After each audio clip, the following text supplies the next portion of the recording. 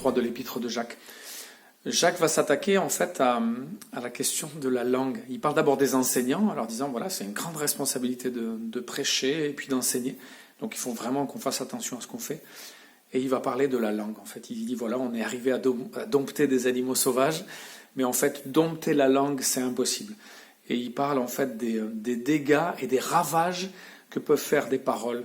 Avec notre langue, nous pouvons proférer la malédiction. La même langue, nous pouvons proférer la malédiction ou la bénédiction. Et Jacques dit, il ne faut pas qu'il en soit ainsi. Il faut vraiment en fait que notre arbre donne du bon fruit et qu'avec la même langue, nous ne puissions pas produire la bénédiction et la malédiction. Donc vraiment, c'est une invitation pour tous les responsables d'église, les enseignants, les anciens, les pasteurs, mais aussi finalement pour tous les fidèles, à maîtriser sa langue.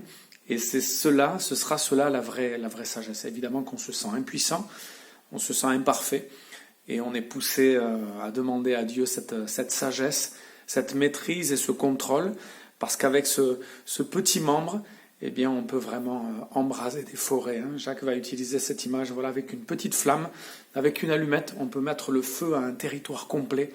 Avec une petite parole, avec notre langue, on peut détruire vraiment des vies entières. Et Dieu nous demande d'être une bénédiction, que notre langue puisse être une bénédiction, que nos paroles puissent être une bénédiction. Et la fin du chapitre parle de cette sagesse qui va être un bienfait pour tous ceux qui sont autour de nous. Rechercher la pureté, rechercher la bonté, rechercher la justice, rechercher la paix. Voilà, pensez bien à l'utilisation de votre langue pendant toute cette journée et pendant les jours à venir. Que Dieu vous bénisse.